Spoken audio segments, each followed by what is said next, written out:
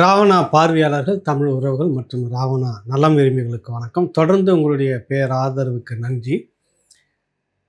போகிற போக்கில் ஒன்று செய்துட்டு போகிறதுன்னு ஒரு வார்த்தையை சொல்லுவாங்க. கடைசியிலையும் ஏதாவது சுரண்டிட்டு போக முடியுமா அப்படின்னு ஒன்று பேசுவாங்க. இன்னும் சொல்ல போனாக்கா, இறுதி கட்டம் என்னதென்று தெரியாமல் செய்கிறார்கள் அப்படின்றதையும் எடுத்துக்கலாம். ஏன் இவ்வளவும் சொல்கிறேன் அப்படின்னா, முதலமைச்சர் ஸ்டாலின் அவர்கள், முன்னாள் முதலமைச்சர் ஸ்டாலின் அவர்கள் தன்னுடைய பதவியை 5ஆம் தேதி தான் ராஜினாமா செய்கிறார். தேர்தல் அறிவிப்பு காபந்து அரசாக இருந்துட்டு வாக்கு எண்ணிக்கை முடிஞ்சிருச்சு. 4ஆம் தேதி வாக்கு எண்ணிக்கை. அன்னைக்கு மாலை அவர் தன்னுடைய முதல்வர் பதவியை ராஜினாமா செய்கிறார். முறைப்படி 5ஆம் தேதி. அதுக்கு பிறகு அது கவர்னர் கண்ட்ரோலில் வருது. அதற்கு முன்பாக நடந்த ஒரு பெரிய அநீதி. இதுதான் இந்த அரசு மேலே நமக்கு இருக்கக்கூடிய ஒரு வெறுப்பு, மக்களுக்கு இருக்கக்கூடிய ஒரு வெறுப்பு. என்ன அப்படின்னு சொல்ல போனீங்கன்னா, புகழ்பெற்ற அண்ணாமலை பல்கலைக்கழகம், சிதம்பரம் அண்ணாமலை பல்கலைக்கழகம் அது நம்ம கேள்விப்பட்டிருப்போம். அது ஒரு அரச குடும்பத்தை சேர்ந்த அண்ணாமலை. அவருடைய மகன்கள் குமாரராஜா முத்தையா, எம்ஏஎம் ராமசாமி முத்தையா 2 பேரும் நாம் ரொம்ப கேள்விப்பட்டிருக்கிறோம். அந்த எம்ஏஎம் ராமசாமி முத்தையா தான் இங்கே இருப்பார், பின்னாடி நிர்வாகம் பார்த்துக்கிட்டு இருந்தார். அந்த அடையாறில் கோவ நதி ஓரம் இருக்கும், மிக பிரம்மாண்டமான பழைய பங்களா. அதை ஒட்டி இன்னொரு சின்ன பங்களா இருக்கும். அது அவருடைய அண்ணனாக இருக்கக்கூடிய குமாரராஜா முத்தையா, அவர் அதில் இருந்துக்கிட்டு இருந்தார், தம்பி அவர்.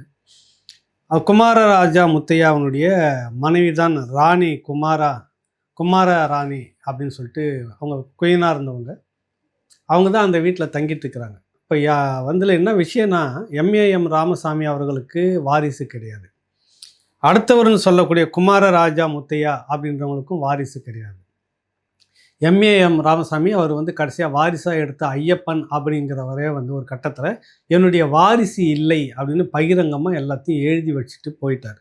எனக்கு இந்த ஆள் இந்த ஐயப்பன் என்கிறவர் வாரிசு கிடையாது, இந்த சொத்து முழுக்க இன்னார் தான் நிர்வாகம் செய்யணும் அப்படின்னு எல்லாம் உயில் எழுதி வச்சுட்டு போனாலும் கூட ரொம்ப அடம்பிடிச்சி அந்த ஐயப்பன்கிறவர் உள்ளேருந்து அதிகாரிகளை கையில் போட்டுட்டு, குறிப்பாக மாப்பிள்ளத்தனமாக செய்யக்கூடிய சில விஷயங்களெல்லாம் செய்து, யார் சொல்கிறன்றது தெரியும், ஒரு பெரிய அளவில் உள்ளேருந்து பணத்தை எல்லாம் எடுத்து கல்வி நிறுவனமும் கீழே விழுந்து போச்சு. அப்புறம் அது அரசுடைமையானது. அதிலேருந்து எடுத்த அந்த பணத்தெல்லாம் இவர் தனியாக ஒரு கல்லூரி, மருத்துவக் கல்லூரி தொடங்கியிருக்குது, ஒரு கல்லூரி தொடங்கியிருக்குதுன்னு மகன் இந்த ஐயப்பன் தனி ரூட்டில் வராரு. சின்னவங்க இருக்காங்கல்ல, இப்போ அந்த அம்மா தான் இருக்கிறாங்க, பெரியவர் எம்ஏஆர். அதுக்கு அடுத்தது குமாரராஜா முத்தையால இல்லை, குமார ராணி முத்தையா, அந்த அம்மா ராணியாக இருக்கிறாங்க. அவங்க பக்கத்தில் இருக்கக்கூடிய அந்த பங்களாவில் இருந்துக்கிட்டு அவங்க ஒரு ட்ரஸ்ட்டு ஒன்று வச்சுக்கிட்டு, பள்ளிக்கூடம், அங்கே வித்தியாசமாக பள்ளிக்கூடம் ஒன்று இருக்குது, இன்னொரு காலேஜ் ஒன்று இருக்குது முத்தையா பேரில் இருக்கிற காலேஜு ஸ்கூல் எல்லாமே இந்த ராணி அம்மையார் நிர்வாகம் பண்ணிகிட்ருக்கிறாங்க. வயசு 92. இப்படி நான் போயிட்டு இருந்தது. இந்த அம்மாவுக்கும் வாரிசு இல்லை, நேரடி வாரிசு இல்லை. அண்ணாமலை அப்படிங்கிற ஒரு நபரை வாரிசாக எடுக்கிறாங்க. அப்படி அந்த நபரும் கூட காலப்போக்கில் அந்த முன்னாடி சொன்னல இன்னொரு வாரிசு மகன் ஐயப்பன், அவர் கூட கை கோத்துக்கிட்டு சில விஷயங்கள்லாம் அவர் செய்தது. இவங்க பேரில் இருக்கிற ப்ராப்பர்ட்டிலாம் மாற்ற ஆரம்பித்தோன்னே மனம் ரொம்ப நொந்து போயிட்டு அவங்க ஒரு உயில் எழுதுகிறாங்க அந்த ராணி அம்மையார். என்னென்னா, எனக்கு பிறகு இந்த நிர்வாகம், இந்த இடம், இந்த எல்லாமே முழுக்க முழுக்க மக்கள் சொத்தாக மக்களுக்கு பயன்படணும். இந்த பெரிய பங்களா அவங்க தங்கியிருக்குது, சின்ன பங்களான்னுவாங்க, பேருக்கு சின்ன பங்களா. அது ஒரு 25 ஏக்கரில் இருக்குது கிட்டத்தட்ட. பெரிய பங்களா அது. அந்த பெரிய பங்களா முதியோர்கள், கடைசி காலம் ஆதரவற்றவர்கள் கடைசி வரை இருந்து அவங்க எடுத்து இறுதி சடங்கு வரைக்கும் என்னுடைய இந்த ட்ரஸ்ட் மூலமாக தான் நடக்கணும். இந்த நிர்வாகம், அதுக்குன்னு ஒரு நிர்வாகியை போட்டிருக்கிறோம், அதுக்குன்னு ஒரு நிர்வாகம் ட்ரஸ்ட்டை பதிவு செய்திருக்கிறோம். நிறைய ஏழை பிள்ளைகள் படிப்பதற்காகவும் கல்விக்காகவும் இந்த ட்ரஸ்ட்டு, என்னுடைய அந்த சொத்து பயன்படணும் அப்படின்ட்டு தெளிவாக உயில் எழுதி வச்சுட்டாங்க. தன்னுடைய மகன், அவருடைய வாரிசு மகனுக்கு இதில் ஒரு சிறு துளி பங்கும் இல்லை, அவருக்கு கொடுக்க வேண்டிய பங்கையும் கொடுத்து ஒதுக்கியாச்சு அப்படின்றத தெளிவாக எழுதி முடிச்சிட்டாங்க. இதற்கு மத்தியில் என்ன நடக்குது அப்படின்னா, இதெல்லாம் கடந்த அந்த ஏப்ரல், முன்னாடி மார்ச் ஏப்ரலில் அப்படி நடக்குது. என்ன நடக்குதுன்னா, இந்த ராணி அம்மையாருடைய வளர்ப்பு மகன் விலகி போனவர்னு சொல்கிறாங்க, விலகிட்டாங்கன்னு அவரும் ஐயப்பனும் சேர்ந்துக்கிட்டு சில விஷயங்கள்லாம் செய்து, இந்த ராணி முத்தையா அப்படின்ற பேரில் இருக்கக்கூடிய அந்த அரங்கத்தை எடுத்துகிட்டு வேறு பொது பேராக செட்டியாருடைய பேரில், பொதுவாக செட்டியார் குடும்ப சொத்துன்ற மாதிரி, எந்த செட்டியார், இவர் செட்டியாரா அந்த செட்டியாரான்னு இல்லாமல் பெயரை அடையாளத்தை மாற்றுறது. பொதுவாக செட்டிநாடு அப்படின்ற பேரில் வச்சிடுறது. அப்புறம் இந்த பள்ளிக்கூடத்த வந்து கைப்பற்றி இடித்து அங்கே ஒட்டுமொத்தமாக எல்லாம் ரெவென்யூ கிடையாது அந்த பள்ளிக்கூடத்தை. அதனால் அதை வந்து தள்ளிடலாம். அதை எடுத்துகிட்டு வந்து அங்கே வந்து கட்டி மிகப்பெரிய பார் அண்டு ஒரு ஹோட்டல் மாதிரி கட்டலான்றதுக்கான திட்டமிடுறாங்க. இது வந்து பெற்றோர்களுக்கும் இந்த அறக்கட்டளைக்கும் தெரியும், அந்த நிர்வாகிகளுக்கும் தெரிஞ்சு பெரிய அளவில் மறியல் பண்ணுறாங்க. காவல்துறை போய் பேச்சுவார்த்தை நடத்துது. கல்வித்துறை மந்திரியும் போகிறாங்க. இவ்வளோ பெரிய நிறுவனம், அந்த அம்மா இன்னும் இருக்கிறாங்க, வயதானவங்க, ராணி அம்மையார். அவங்களுடைய ஆசைக்காக வேண்டி இதெல்லாம் நடந்துக்கிட்டு இருக்குது. இதை போய் சீர்குலைக்கிற மாதிரி செய்தா எப்படின்னா, இல்லை இல்லை இனிமேல் இதெல்லாம் நடக்காது அப்படின்லாம் உத்தரவாதம் கொடுத்துட்டு வந்துட்டாங்க. திரும்ப மறைமுகமாக அந்த வேலையெல்லாம் செய்யறதுக்கு இருக்காங்க. இதுக்கு மத்தியில் இவங்களுடைய இந்த சொத்து, இந்த வீடு எல்லாமே ரகசியமாக வேற ஒருத்தர் பேருக்கு மாற்றுறதுக்கு, அதாவது இந்த ஏற்கனவே இருந்த இந்த வளர்ப்பு மகன் அண்ணாமலைன்னு இருக்காங்கல்ல, அவர் பேரில் மாற்றிக்கிறதுக்கும், இன்னொருத்தருடைய வளர்ப்பு மகன் எம் ராமசாமியினுடைய வளர்ப்பு மகன் ஐயப்பன் பேரில் இதை வந்து டாக்குமெண்ட் மாற்றுற வேலைலாம் நடந்திருக்குது. உறுதியாக இது வந்து தெரியல. இந்த அம்மாவுக்கு அதுவே பெரும் கவலை. இந்த கவலையில் தான் வந்து சரி கொஞ்சம் அமைதியாக இருந்துட்டு வரலாம். ஊட்டியில் இருக்கக்கூடிய அவங்க ஊட்டி பங்களாவில் போய் தங்கிட்டு இருக்கிறாங்க. தங்கிட்டு இருக்கும்போது கடந்த 2ஆம் தேதி அன்று, மே 2ஆம் தேதி அவருக்கு திடீர்னு ஒரு மாரடைப்பு, இரவில் மாரடைப்பு வந்து இறந்துடுறாங்க. அங்கேருந்து கொண்டுட்டு வராங்க. கொண்டு வந்து அடையாரில் இருக்கக்கூடிய அந்த எம்ஏஎம் ராமசாமி அந்த பங்களா பார்த்துருப்பீங்களா, பக்கத்தில் இன்னொரு பெரிய பங்களா இருக்காது, சின்ன பங்களான்னு சொல்லுவாங்க. அங்கே தான் வச்சு அவங்க அந்த நிர்வாகிகள் எல்லோரும், பெற்றோர்களும் மாணவர்கள் இப்படியெல்லாம் சேர்ந்து அவங்க வந்துட்டு, ஏன்னா இவங்க நிறைய கல்விக்காக முதலமைச்சர் ஸ்டாலின் கூட அறிக்கை விட்டிருந்தார். எல்லா அரசியல் கட்சி தலைவர்களும் அறிக்கை விட்டிருந்தாங்க. வைகோ, சிதம்பரம் உள்ளிட்ட எல்லோரும். அந்த இறுதி நிகழ்வுக்கு அந்த ராணி அம்மையாரை வந்து இறந்துட்டாங்க. ராணி முத்தையா அம்மையார் அப்படின்னு சொல்லலாம். இறந்துட்டதுக்கு கிட்டத்தட்ட அரசியல் கட்சி தலைவர்கள் எல்லோரும் அங்கே போய் நின்றாங்க, இரங்கல் தெரிவித்திருந்தாங்க. சிதம்பரம் உறவு முறையாக கூட வராரு. அந்த வகையில் அவர் அங்கே போய் நின்றுட்டு இருக்கிறாங்க. அந்த பங்களாவில் வச்சு தான் இறுதி இதை நிகழ்ச்சி முடிச்சுட்டு கொண்டு வந்து மயிலாப்பூரில் இருக்கக்கூடிய அவங்களுக்கான அந்த இதில் எரிக்கிறாங்க. எரிச்சு முடித்தது பிறகு தான் வந்து விஷயமே என்ன நடக்குதுன்னா, என்னத்துக்குன்னு தெரியாது 100க்கும் மேற்பட்ட காவல்துறை, அதுவும் எஸ்எல்ஆர் கன், அதை வந்து அதெல்லாம் இந்த மாதிரி இடத்துல எடுத்துகிட்டு போகிறதுக்கு அனுமதி இல்லை. அந்த கன் துப்பாக்கி அவ்வளோ எடுத்துகிட்டு அங்கே எல்லாம் திப்புன்னு உள்ளே போகிறாங்க. அந்த நிகழ்ச்சி இறுதி நிகழ்ச்சி நடந்துக்கிட்டு இருக்கு. அவங்களுக்கு உள்ளே போனோடனே வந்து அந்த பங்களாவை பூட்டி டேக் ஓவர் பண்ணுறது. யார் இந்த வேலையை செய்ய சொன்னது? யாராவது வழக்கு போட்டிருந்தாலும் கூட அந்த வாரிசு தான் வழக்கு போட்டிருக்கணும். வாரிசாக எடுத்தாங்கல்ல ராணி முத்தையா அம்மையார், அந்த வாரிசாக எடுத்து விலைக்கு விட்டுட்டாங்க. திருப்பி எனக்கு சரிப்பட்டு வர மாட்டான்னு விலைக்கு விட்டுட்டாங்க. எப்படி எம்ஏஎம் ராமசாமி செட்டியார் வந்து ஐயப்பன்னு ஒருத்தனை எடுத்து அவனை வந்து என் வாரிசில் விலைக்கு விட்ட பிற்பாடு அவர் அராஜகமாக சில பேரை கையில் போட்டுக்கிட்டு எல்லாத்தையும் டேக் ஓவர் பண்ணிட்டு இருக்கிறாருன்னு வைங்க. பல லட்சம் கோடி சொத்து அது எல்லாத்தையுமே டேக் ஓவர் பண்ணி எடுத்துக்கிட்டு இருக்கிறார். அதே போல் இந்த அம்மாவனுடைய வளர்ப்பு மகன் தத்தெடுத்த அந்த அண்ணாமலை சொல்லி செய்தி நடந்ததா, இல்லை எப்படி நடந்தது, இல்லை ஐயப்பன் சொல்லி இது நடக்கிறதா? ஆக இந்த மாதிரி இடத்துல அவங்களுடைய ப்ராப்பர்ட்டியை அவங்க உயில் எழுதி வச்சுருக்காங்க பக்காவாக. என்னுடைய சொத்து என்னுடைய மறைவுக்கு பிறகு இப்படித்தான் பயன்படுன்னு எழுதி வச்சுருக்காங்க. இதில் என்ன சம்மந்தப்பட்ட விஷயம் வந்து அது சிவில் டிஸ்ட்ரிபியூட் கோர்ட்டில் பார்த்துக்கணும். ஆனால் காவல்துறை 100 பேருக்கு மேலே அந்த இடத்துல வந்து குவியிறாங்க. அதை வந்து உண்மையிலே பூட்டி சாவி கையில் எடுத்துக்கிட்டாங்க. என்ன அநியாயம் இது? 2ஆம் தேதி நடக்கிறது.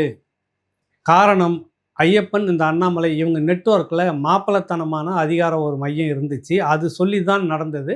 அன்னைக்கு தேதிக்கு சிட்டியில் போலீஸ் கமிஷனராக இருந்தது அருண் ஐபிஎஸ். அவர் தான் இருந்தார். அவர் அதிகாரத்தில் இருந்தாரா இல்லையா, அவர் சொல்லி இந்த காவல்துறை அங்கே முழுக்க நகர்ந்ததா இல்லையா, இனிமேல் இதெல்லாம் விசாரணைக்கு உட்படுத்தணும். அந்த தேதி வரைக்கும் அவர் தான் அருண் ஐபிஎஸ். இந்த ஆம்ஸ்டாங் கொலை வழக்கு பிறகு சந்தீப் ராய் ரத்தோர் இங்கேருந்து மாற்றப்பட்ட உடனே போட்டாங்கல்ல அருண் ஐபிஎஸ், அவர் இங்கே சிட்டி கமிஷனில் இந்த 2ஆம் தேதி வரைக்கும் அவர் தான் பொறுப்பில் இருக்கிறார். தேர்தல் ஆணையம் அறிவிச்சிட்டு பிற்பாடும் அவரை மாற்றலை, 2ஆம் தேதி வரைக்கும் இருக்கிறார். அப்போ ஒரு காவல்துறை மூவ் ஆகுதுன்னா வந்து சிட்டி கமிஷனர் சொல்லி தான் மூவ் ஆகணும், இல்லை ஏதோ ஒரு சக்தி வந்து இதை மூவ் பண்ண வைக்கணும். அது எந்த மாப்பிள மந்திரத்தில் நடக்குதா, வேறு எந்த மந்திரத்தில் நடக்குதா இனிமேல் விசாரிக்கணும். முதலமைச்சராக வந்திருக்கக்கூடிய விஜய் வந்து இதை எடுத்துக்கிட்டு, இது ஒரு சாதாரண விஷயம் இல்லை. பல ஆயிரக்கணக்கான மாணவர்கள், பெற்றோர்கள், ஒரு அரசு, அது ஒரு ட்ரஸ்ட்டு சம்மந்தப்பட்ட ஒரு விடயமாக இன்றைக்கி மாறி நிற்கிது. குறிப்பிட்ட 2 பேர் மோசடியாக உள்ளே நுழைந்து கொண்டு, வளர்ப்பு மகன்கள் என்ற பெயரில் உள்ளே நுழைந்துக்கிட்டு இதை மோசடியாக இந்த பங்களாவை ஆக்கிரமிக்கிறது, இது சார்ந்த பல லட்சம் கோடி சொத்தை ஆக்கிரமிக்கிற வேலையை செய்ய தொடங்கி இருக்கிறாங்க. இங்கே கேள்வி என்ன அப்படின்னா, 2ஆம் தேதி காபந்து அரசு தேர்தல் ஆணைய கட்டுப்பாட்டில் தான் அது நடந்துக்கிட்டு இருக்குது. இப்படி நடந்துக்கிட்டு இருக்கும்போது இறுதியாக அப்படின்னு சொல்லலாம். அடுத்தது வாக்கு எண்ண போகிறாங்க. இறுதியாக அதுக்குள்ளே ஒரு பெரிய அநீதி. எத்தனை கோடி வாங்கினாங்க அப்படின்னு தெரியாது. ஏன் காவல்துறையை அனுப்புனாங்க எனக்கு புரியல. காவல்துறைக்கு அந்த இடத்துல என்ன வேலை? அது சிவில் டிஸ்ட்ரிபியூட்டாக இருந்தாலும் கூட, அது பிரச்சனையாக இருந்தாலும் கூட, அது கோர்ட்டில் வந்து இது பண்ணும். கோர்ட் ஆர்டர் வாங்கி ஏதாவது இந்த இடத்துல இந்த ராணி முத்தையா அம்மையாருடைய இறுதிக்கிரியை இங்கே வந்து நடத்தக்கூடாது அப்படின்னு கோர்ட் ஆர்டர் எதனா வாங்கியிருக்கிறாங்களா? இவங்க அத்துமீறி அவங்க பங்களாவில் வந்து இருக்கிறதா சொல்லி எதனா ஆர்டர் வாங்கியிருக்காங்களா? அது அவங்க பரம்பரை சொத்து, நூற்றாண்டு கால சொத்து, அது ராஜ பரம்பரை சொத்து. அதில் அந்த அம்மா வந்துட்டு அவங்க தான் வாரிசு. அவங்க தான் வந்து ராணி முத்தையா செட்டியாருடைய மனைவி. இவங்க தான் மூத்த வயது 92 வயது. அவங்க இடத்த அவங்க பயன்படுத்தக்கூடாதுன்னு ஏன்னா கோர்ட் ஆர்டர் வாங்கியிருந்தாங்களா? கோர்ட் ஆர்டரின் பேரில் தான் உள்ளே வந்திருக்கணும் போலீஸும். போலி வக்கீல்கள் கொஞ்சம் பேர் வந்திருந்ததாக சொன்னாங்க. அது உண்மையான வக்கீலா என்னன்னு தெரியல. அப்போ இவங்க இந்த விஷயம் போடுவதற்காக வேண்டி இந்த 2 பேர் தரப்புலேருந்து நமக்கு சிக்கல் வரலாம். அது வேற விஷயம். எனக்கு என்னென்னா, இப்படி ஒரு இது வந்து சட்டத்துக்கு புறம்பாக ஒரு விஷயம் நடக்குது. நீதிமன்ற ஆணை இல்லை, ஆணையை காட்டுன்னு சொன்னால் காட்டலை. அந்த பெற்றோர்களும் அந்த பெற்றோர் சார்ந்த நிர்வாகிகளும் அந்த பள்ளிக்கூடத்தை சார்ந்த அங்கே பள்ளிக்கூடம் நடந்துகிட்டு இருக்கு, வித்தியாசரமாக ஸ்கூல் நடந்துக்கிட்டு இருக்கு. இவங்க எல்லாரும் சேர்ந்து நின்று அங்கே எதிர்க்கிறாங்க. இது எப்படி போலீஸ் ஏன் உள்ளே வரலான்னா ஒரு பதிலும் கேட்கல. கேட்கக்கூடிய நிர்வாகிகள்லாம் உங்களை தூக்கி கைது பண்ணிவிடுவாங்க. முருகையன் நினைக்கிறேன் நான். முருகையன் நினைக்கிறேன். அவர் தான் அந்த ட்ரஸ்டியாக அந்த அம்மா வந்து போட்டு எனக்கு பிறகு இந்த சொத்து இவர் தலைமையில் இந்த ட்ரஸ்ட்டு எடுத்துக்கிட்டு இப்படியான சேவைகளை செய்யணும். இந்த பங்களா முழுக்க முதியோர்களுக்கு இறுதி வரைக்கும் அவங்கள எடுத்து அடக்கம் பண்ணுற வரைக்கும் அது அடைக்கலமாக இருக்கணும். அந்த எல்லாம் முதியோர்கள் தான் அங்கே இருக்கணும். அவங்களுக்கு எல்லா வேலையும் இந்த சொத்து இந்த வருவாயிலேருந்து வரணும், எடுத்து செலவு செய்துட்டு இருக்கணும். ஒரு ட்ரஸ்ட்டு தனியாக ஆரம்பித்து எல்லாத்தையும் இதுக்கு கீழே கொண்டு வந்துட்டாங்க. அதில் அண்ணாமலை வளர்ப்பு மகன் அண்ணாமலைக்கோ, மூத்தனார்னு சொல்கிறாங்க, மூத்தனாருடைய வளர்ப்பு மகன் ஐயப்பனுக்கோ பங்கு இல்லை, தொடர்பு இல்லை. இதான் அதில் சரத்து. ஆனால் இவங்க எப்படி காவல்துறை உள்ளே போச்சு இது எனக்கு புரியல. பல லட்சம் கோடி சம்பந்தப்பட்ட சொத்து விவகாரம், கடலோர பகுதி, எத்தனை லட்சம் கொடுத்தாலும் அந்த இடம்லாம் கிடைக்காது. எத்தனை லட்சம் கோடி, பல லட்சம் கோடி சம்மந்தப்பட்ட அந்த இடத்துல இந்த ஆக்கிரமிப்பு ஏன் நடக்கணும்? காவல்துறை ஏன் போகணும்? இது யாருமே கேட்க நீதி இல்லையா? இப்போ புதிய முதலமைச்சராக விஜய் வந்திருக்கிறார். விஜய் வந்து இதை வந்து விசாரணைக்கு உட்படுத்தணும். அங்கே இருக்கக்கூடிய அந்த மக்கள் வச்சிருக்கிற கோரிக்கை முதல்வரை சந்திக்கிறதா இருக்கிறாங்க, மனு கொடுக்கறதா இருக்கிறாங்க. சம்மந்தப்பட்ட காவல்துறை அதிகாரி மேலே புகார் விசாரணை நடத்தி நடவடிக்கை எடுக்கணும்னு சொல்கிறாங்க. ஏன் அங்கே வந்து உதவி கமிஷனர் வந்து அங்கே போகிறாரு, மிஷின் கன்னோட போகிறாங்க. ஏன் அந்த மாதிரிலாம் போகணும்? என்ன காரணம்? 100க்கும் மேற்பட்ட போலீஸ், அதுவும் தேர்தல் வாக்கெடுப்பு நடத்துறதுக்கு முதல் நாள் ஒரு நாள் தான் இடைவெளியில் இருக்குது. சட்டம் ஒழுங்கை பாதுகாக்கிறதுக்காக எல்லா காவல்துறையும் அங்கங்கே நிறுத்தி வச்சிருக்கிறாங்க. எல்லாவற்றையும் விட்டு இந்த இடத்துல வந்து 100க்கும் மேற்பட்ட காவலர்கள் அங்கே வந்து குவிக்கிறதுக்கு என்ன காரணம்? ஏன் வந்து ஆக்கிரமிக்கணும்? அதுக்கான நீதிமன்ற உத்தரவு இதுதான் திரும்ப வந்துட்டு இருக்கிற கேள்வி. சரி, முடிஞ்சது, அவங்கள எரிச்சிட்டாங்க. அதுக்கு பிறகு வந்து என்னன்னா, இப்போ அந்த இறுதிக்கு அந்த 7வது நாள்லாம் செய்யணும் இல்லை, வந்து காவல்துறை அந்த சாவியை மட்டும் திறந்து விட்டு அந்த சம்பவத்தை அந்த இறுதி 7வது நாள் காரியம்னு சொல்லுவாங்கள்ல, அந்த வேலையெல்லாம் செய்து முடிச்சுட்டு வந்து திரும்ப பூட்டிக்கிச்சு. இது எந்த விதத்தில் நியாயமானது? இதில் தவிர இவங்களுடைய ப்ராப்பர்ட்டியாக வந்து ஒரு 1000க்கும் மேற்பட்ட குதிரைகள் இருந்தது. கடந்த காலத்துலேருந்து அங்கே இருந்துக்கிட்டு இருந்தது. ஒரு நீண்ட காலமாகவே இருக்குது. இது ஆசிய கண்டத்திலேயே அதிகமாக குதிரையை வைத்துக்கிட்டு பராமரிக்கிறது இவங்க தான் அப்படின்னு கிண்ண சாதனை வரைக்கும் பேசப்பட்ட விடயம். அந்த குதிரைகள்லாம் இப்போ எங்கே இருக்குது? யார் விற்றாங்க? எத்தனை ஆயிரத்துக்கு விற்றாங்க? எத்தனை கோடியில் விற்றாங்க? எங்கெங்கே இருக்குது? அதற்கான அந்த இடங்களை சம்மந்தப்பட்ட ப்ராப்பர்ட்டி. இந்த குதிரைனா குதிரைக்கு உண்டான இடங்கள் இருக்கணும். அதை பராமரிக்கிறதுக்கான செலவுக்குன்னு ஒரு வருவாயை அவங்க பர்மனெண்ட்டாக வச்சுருக்காங்க. இந்த நெட்வொர்க் எதுவுமே இல்லை. அப்போ இதில் என்ன தோணுதுன்னா, இது முழுக்க பெரும் பணம், பல லட்சம் கோடிகளில் முறையாக மாறி இருக்கு எல்லாமே இதில். அதனால் அமலாக்கத்துறை இந்த விஷயத்துக்குள்ளாக வரணும். இடி இருக்குல்ல, ஏன்னா மணி லாண்ட்ரிங் நிறைய நடந்திருக்கலாம் அப்படின்றது எதிர்பார்க்கப்படுதுங்க. ஏற்கனவே அந்த அண்ணாமலை கல்லூரி, சிதம்பரம் அண்ணாமலை யூனிவர்சிட்டி வந்துட்டு நடத்துறதுக்கு முடியாமல் போனதுக்கான காரணம் என்ன? இதெல்லாம் ஒரு விசாரணைக்கு உட்படுத்தணும். ஏன் அரசு அதை கையகப்படுத்துக்குச்சு? நடத்த முடியாமல் அதுக்கு சம்பளம் கொடுக்க முடியாத நெருக்கடிக்கு எந்த நிர்வாகம், எந்த வளர்ப்பு மகன் அதெல்லாம் செய்தது? அங்கே இருக்கிற கையில் போட்டுக்கிட்டு ஏன் அந்த நெருக்கடி செய்து அதை வந்து வீழ்ந்து போகணும்? அப்புறம் அங்கே இருக்கிற பணத்தெல்லாம் எடுத்துக்கிட்டு எப்படி இன்னொரு நிர்வாகத்தை புதுசாக இவங்க கட்டமைக்க முடியும்? தனியார் மருத்துவமனை இவங்க கட்டமைப்பு கொண்டு வந்திருக்காங்க, மருத்துவக் கல்லூரி எல்லாமே. இது எப்படி உருவானுச்சு? அப்புறம் பணம் எங்கெங்கெல்லாம் போயிருக்குதுன்னு, குறிப்பாக அந்த குதிரை இவ்வளவும் இருந்தது, இதுக்கான பணங்கள் எங்கே போயிருக்குது? இப்படி எல்லாத்துல பார்த்தாலும் பல லட்சம் கோடி, பல லட்சம் கோடி, பல லட்சம் கோடி ஒன்று ஒன்றுலேயும் நான் ஒரு கட்டமைப்புலையுமே இருக்குது இதில். நான் பொதுவாக சொல்கிறேன். ஒரு இதுக்கு கல்லூரி இருக்குது, ஸ்கூல் இருக்குது, நிறைய மண்டபங்கள் இருக்குது, அது சார்ந்த இது இல்லாமல் சொத்துக்கள் நிறைய இருக்குது, அது சார்ந்த வருவாய் நிறைய இருக்குது. இது எல்லாம் என்ன ஏதுன்னு ஒரு பெரிய மாயையாக இருக்கிறது. அதனால் அமலாக்கத்துறை இதுக்குள்ளே விசாரிக்கணும். இந்த வளர்ப்பு மகன் 2 பேரையும் விசாரிக்கணும். வாரிசு யாருமே இல்லை அப்படின்னு அறிவிச்சிட்டாங்க. மூத்தவர் எம்ஏ ராமசாமி இப்போ இருந்தார்ல, அவரும் எம்ஏ ராமசாமி செட்டியார் ஐயப்பன் என்னுடைய வளர்ப்பு மகனாக கிடையாதுன்னு அறிவிச்சிட்டாரு. இந்த அம்மாவும் அறிவிச்சிருச்சு, அண்ணாமலையை நான் வளர்ப்பு மகனாக இல்லை, ரத்து பண்ணுறேன்னு சொல்லிட்டு சொத்து அவனுக்கு கொடுக்க வேண்டியது கொடுத்து அனுப்பிட்டு மீதி இவங்ககிட்ட தான் இருக்குது. அந்த மீதி சொத்து எல்லாத்தையும் சேர்ந்து அந்த பங்களா எல்லாம் சேர்ந்தால் முதியோர் இல்லமாகவும் கல்வி நிறுவனமாகவும் ஏழை எளிய பெற்றோர்கள் அந்த பிள்ளைங்க படிக்கிறதுக்காகவும் பெற்றோர்களுடைய பலனுக்காகவும் அந்த இடம் இருக்கணும், பயன்படணும். நிறைய சமூக காரியங்கள், இந்த ஓவியங்கள்லாம் நிறைய எடுப்பாங்க, எடுத்து அதை ஊக்கப்படுத்துவாங்க. இப்படியான சமூக நல்ல காரியங்கள் நிறைய நடந்துக்கிட்டு இருந்தது, தொடர்ந்து நடக்கணும் அப்படின்றது தான் அவங்க சொல்லியிருக்கிறாங்க. இது எதுவுமே இல்லை. திமுகவினுடைய கடைசி அந்த கிணத்து முனையில் நிற்குது, அது தள்ளி விட்டால் விழுந்துடுற மாதிரியான நிலையில கூட என்ன மாதிரியான காரியத்தை செய்துட்டு போயிருக்காங்க பாருங்கள் அவங்க காவல்துறை, திமுகவுடைய காவல்துறை. ஒரு பக்கம் அது இவ்வளோ விழுந்திருக்கக்கூடாதுன்னு நானே கூட வருத்தப்பட்டேன். குறிப்பாக கொளத்தூர் தொகுதியில் முதலமைச்சர் தோல்வி அடைஞ்சிருக்கக்கூடாது நானே வருத்தப்பட்டு வீடியோ போட்டிருந்தேன். திமுக அராஜகம் அது ஒழிக்கப்படணும் எல்லா விதத்துலையும் அப்படின்னு. அந்த அராஜகம் கடைசியாக கூட நிரூபிச்சுட்டு போயிருக்கிறாங்க காவல்துறையை வச்சு. அன்றைக்கி அந்த காவல்துறையில் இங்கேருந்து அதிகாரி யார், மேலே இருந்தது யார், தேர்தல் ஆணையத்தில் அதிகாரியாக இருந்தவங்க யார், இவங்க எல்லாம் பதில் சொல்லணும். எப்படி நடக்கும்? ஒரு இடத்துல அத்துமீறி உள்ளே நுழைஞ்சி ஒருத்தர் இறந்துருக்காங்க, ஒரு ராணியார் இறந்துருக்காங்க, சாமானியர்கள் இல்லை, பல லட்சம் மக்களுக்கு பணத்தை வாரி கொடுத்து நிறைய சமூக சேவை செய்தவங்க, நிறைய அரசியல் கட்சி பிரமுகர்களும் கூடுறாங்க அந்த ராணியார் இறந்ததுக்கு. அப்படிப்பட்ட அந்த சொத்தை வெளிப்படையாக அபகரிக்கிறதுக்கு சட்டம் ஒழுங்கை மீறி காவல்துறை அங்கே நிறுத்தினது, சட்டத்துக்கு புறம்பாக அந்த பங்களாவை பூட்டி கையில் வச்சுட்டு இருக்கிறது, நீதிமன்றத்தின் பேரில் எதனா உத்தரவு இருக்குதா இல்லையான்னு வெளிப்படையாக அறிவிக்காதது, இப்படின்னு மிகப்பெரிய ஒரு அராஜகம் இருக்குது. மத்திய அரசு தான் இதில் தலையிடணும். முதலமைச்சர் விஜய் அவர்கள் இதில் ஒரு விசாரணையை நடத்தணும். இதுக்குள்ளே விசாரணையை நடத்தணும். நிறைய தப்பு நடந்திருக்கு, ஒரு விசாரணையை நடத்தணும். நடத்தி முடித்து அந்த தீர்ப்பு மக்களுக்கு பயன்படக்கூடியதாக இருக்கணும். பள்ளிக்கூடம் தொடர்ந்து இயங்கணும், அந்த ட்ரஸ்ட்டு தொடர்ந்து இயங்கணும். பல முதியோர்களுக்கு அது பலன் தர்ற மாதிரி இருக்கணும்.